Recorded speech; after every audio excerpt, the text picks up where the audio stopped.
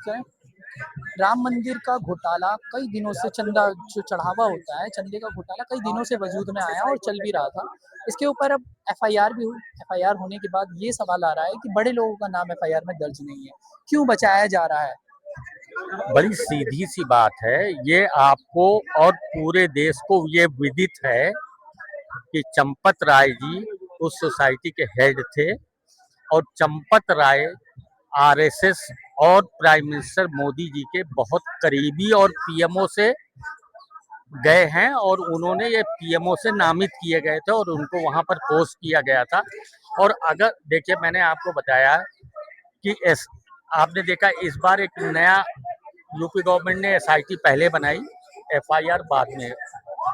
किसी भी संस्थान में अगर चोरी होती है या कोई बड़ी घटना होती है तो उस संस्थान के हेड को सीधा सीधा असलियत में उसको एफआईआर किया जाता है।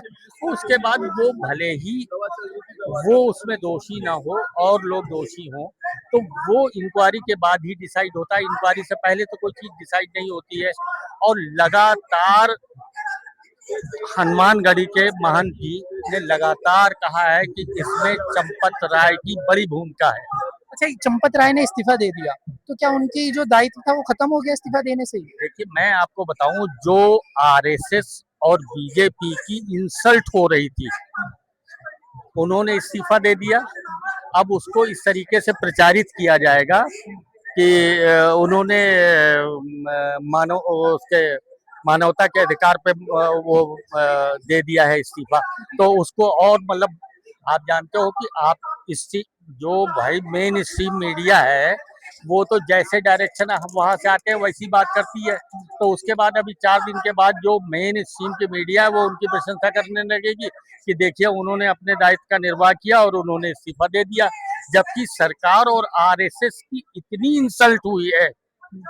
हर जो मुख्य रूप से काम करने वाले कमेटी के सदस्य थे वो सारे आरएसएस बैकग्राउंड से थे।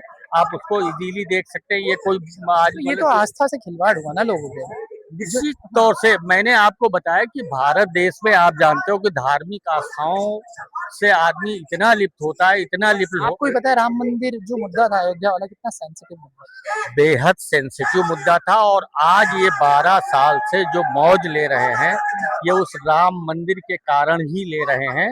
और राम मंदिर को लूट का घर बना देने का जो सिस्टम इन्होंने बनाया था वो भी इन्हीं के द्वारा बनाया।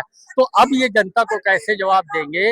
इसलिए बड़े लोगों को बचा के छोटे लोग, जिनकी बहुत समाज में और देश में आइडेंटिटी नहीं है, चंपत राय को डे वन से जाना जाता है। अभी आपने देखा होगा कि योगी जी जब अभी वहां पर गए थे, जब ये चीजें असलियत में हाईलाइट होने लगी, तो उसके बाद वो वहां पर गए थे और उन्होंने कहा था कि हमारे मंच पर चंपत राय जी नहीं होने चाहिए।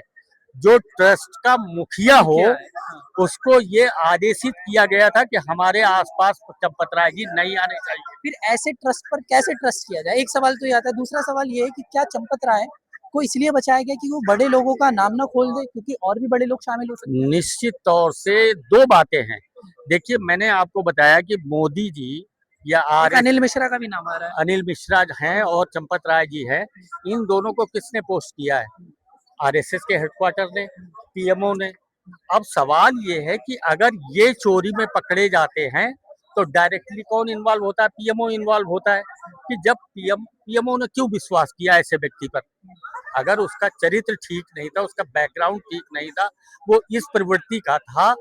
अब आपने देखा होगा जो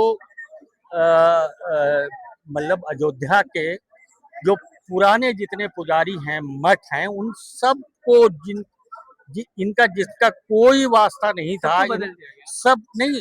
मैंने आपको बताया वो जो ट्रस्ट है, उस ट्रस्ट में एक भी वो व्यक्ति जो 50 साल से 100 साल से उसका परिवार उन मंदिरों में उसकी देख रेख करता था, पूजा स्थापना करता था, मतलब वो उसको उसको सबको हटा दिया गया है। एक आखिरी सवाल पूछना चाहता हूँ, क्या इस वाले मुद्दे से यूपी चुनाव पर फर्क पड़ेगा? सीएम योगी के इस पे इमेज पर भी और वहाँ के चुनाव पर? देखिए, मैंने आपको बताया कि आप ये समझ लीजिए कि अभी आपको ये खूब अच्छी तरह पता है कि अयोध्या की मेंबर ऑफ पार्लियामेंट की सीट ही हार गए थे। हारने का कारण क्या था?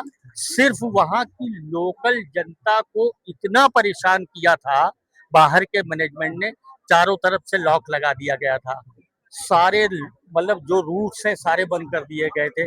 जो बेचारे 100 साल से वहां रह रहे थे उनके लिए इतनी असुविधा प्रदान कर दी थी कि उनका कोई महत्व नहीं था। जो अयोध्या के मूल निवासी थे उसका रिजल्ट इनको उस पार्लियामेंट्री इलेक्शंस में देखने पड़ा। अब तो पूरे देश की जनता ये देख रही है कि बीजेपी हर समय झूठ बोलती है और वो जो ये काम किया है इनकी नीयत का पूरे देश के नागरिकों को पता चल गया है और जो धर्म में आस्था रखते हैं वो बड़ी चोट इस पार्टी को देने जा रहे हैं। Thank you.